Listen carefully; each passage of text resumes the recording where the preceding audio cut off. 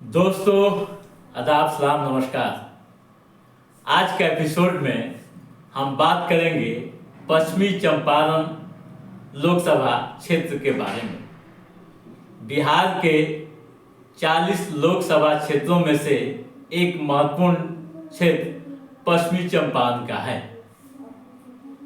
यह लोकसभा क्षेत्र कभी कांग्रेस का गढ़ हुआ करता था और कांग्रेस के प्रत्याशी जीतते थे, लेकिन समय बदलने के साथ इस सीट पर भाजपा का कब्जा हो गया। वैसे तो यहाँ की जनता ने करीब तमाम पार्टियों को प्रतिनिधित्व करने का मौका दिया और सदन में भेजा। दोस्तों, 1962 के चुनाव में भारतीय राष्ट्रीय कांग्रेस के कमलनाथ तिवारी ने जीत दर्ज की थी। इसके बाद उन्होंने 1967 व 1971 के चुनाव में भी सफलता हासिल की। राजनीति की उज्ज्वला भूमि पश्चिमी चंपारण लोकसभा क्षेत्र 2 जिलों के 3 विधानसभा क्षेत्रों को जोड़कर बना है। यूं कहें कि पूर्वी चंपारण जिले की 3 विधानसभा क्षेत्र पश्चिमी चंपारण लोकसभा के अंदर आता है। दोस्तों, राष्ट्र व राज्य की सियासत में अहम इस सीट पर समय के साथ कई रंग चढ़े हैं। जिले का नौतन व बैरिया का दियारा क्षेत्र कभी मिनी चंबल के नाम से जाना जाता था। क्षेत्र के जंगल के कारण ही जिला मुख्यालय का नाम बेतिया रखा गया। दोस्तों, गन्ने व चीनी का मिठास के लिए जाना जाता है और कई मायनों में काफी महत्वपूर्ण रहता है। इस सीट पर निगाहें राज्य से लेकर राष्ट्र तक रहती है। दोस्तों, इस सीट पर 15 चुनावों में यहाँ की जनता ने 9 लोगों को सदन में भेजा। आपको बता दूं कि इसमें 6 बार जायसवाल पिता पुत्र ने मिलकर कमल खिलाए हैं। वहीं 7 में से 6 चुनाव में भाजपा के स्वर्गीय मदन जायसवाल और उनके पुत्र डॉक्टर संजय जायसवाल ने जीत दर्ज की है। बीच में वर्ष 2004 में राजद के पंडित रघुनाथ झा ने मदन जायसवाल को जीत का चौका रोका था, यानी मदन जायसवाल को हराया था पंडित रघुनाथ झा ने। फिर वर्ष 2009 से लगातार 3 बार डॉक्टर संजय जायसवाल ने यहाँ जीत दर्ज की। दोस्तों, 3 सांसदों ने यहाँ अब तक हैट्रिक लगाई है। 1962 के चुनाव में यहाँ से कांग्रेस के कमलनाथ तिवारी ने जीत दर्ज की थी। इसके बाद 1967 व 1971 के चुनाव में भी उन्होंने सफलता हासिल की थी। दोस्तों, 1977 की लहर में जनता पार्टी से फैजुल रहमान ने कांग्रेस का किला ढाया था।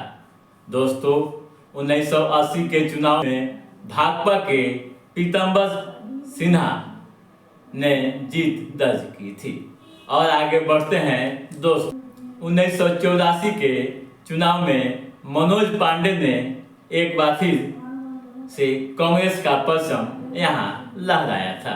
दोस्तों, 1989 में भाजपा, 1989 में जनता दल के धर्मेश प्रसाद वर्मा व 1991 में फयाजुल आजम ने यहाँ जीत दर्ज की थी।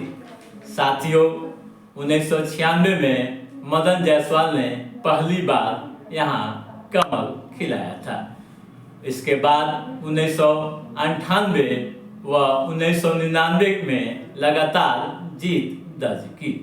साथियों, उन्होंने जीत दर्ज कर हैट्रिक लगाई।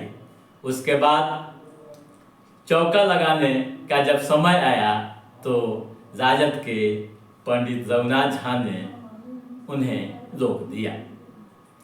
वहीं वर्ष 2009 में मदन जायसवाल के पुत्र डॉक्टर संजय जायसवाल ने भाजपा की टिकट पर अपनी जीत हासिल की। दोस्तों, इसके बाद वे लगातार 3 बार कमल खिलाने में यहाँ सफल रहे। तो दोस्तों, ये हुई पश्चिमी चंपारण लोकसभा क्षेत्र के बारे में जानकारियाँ कि कैसे वहाँ की जनता ने लोगों को प्रतिनिधित्व करने का मौका दिया। अब आइए ये जानने की कोशिश करते हैं कि अब तक कौन कौन लोग यहाँ के सांसद रहे। दोस्तों, 1962 में कमलनाथ तिवारी कांग्रेस, 1967 में भी कमलनाथ तिवारी कांग्रेस, 1971 में कमलनाथ तिवारी कांग्रेस, 1977 में फजलुर रहमान जनता पार्टी, 1980 में पीताम्बर सिन्हा CPI, 1984 में मनोज पांडे कांग्रेस, 1989 में धर्मेश प्रसाद वर्मा जनता दल, 1991 की बात करें तो फयाजुल आजम जनता दल। उसके बाद 1996 में मदन प्रसाद जायसवाल भाजपा, फिर 1998 में भी मदन प्रसाद जायसवाल ही चुनाव जीते। इसके बाद 1999 में भी जायसवाल ने ही सफलता हासिल की। वहीं वर्ष 2004 के चुनाव में राजद के पंडित रघुनाथ झा चुनाव जीते थे। दोस्तों, उसके बाद 2009 में संजय जायसवाल ने बीजेपी से चुनाव जीती। उसके बाद 2014 व 2019 के चुनाव में भी संजय जायसवाल ने ही जीत हासिल की थी। अब अगला चुनाव 2024 का होने वाला है। 2024 के चुनाव में क्या होगा यह तो समय तय करेगा, लेकिन जिस तरह की परिस्थितियां बन रही है और जो समीकरण तैयार हो रहे हैं उस पर माने तो आगामी चुनाव यानी 24 का चुनाव भी काफ़ी दिलचस्प होगा और एक नए इतिहास की रचना होगी। तो दोस्तों, आज के इस एपिसोड में बस इतना ही। हमारा ये एपिसोड कैसा लगा आप लाइक और कमेंट करके हमें जरूर बताइएगा। यदि आपने हमारे चैनल को सब्सक्राइब नहीं किया है तो सब्सक्राइब भी कीजिएगा, ताकि राजनीतिक गतिविधियों से संबंधित जो भी अप टू डेट है उसे हम समय समय पर आपके बीच पहुंचाते रहेंगे। तब तक आप अपने दोस्त को दीजिए इजाजत। नमस्कार।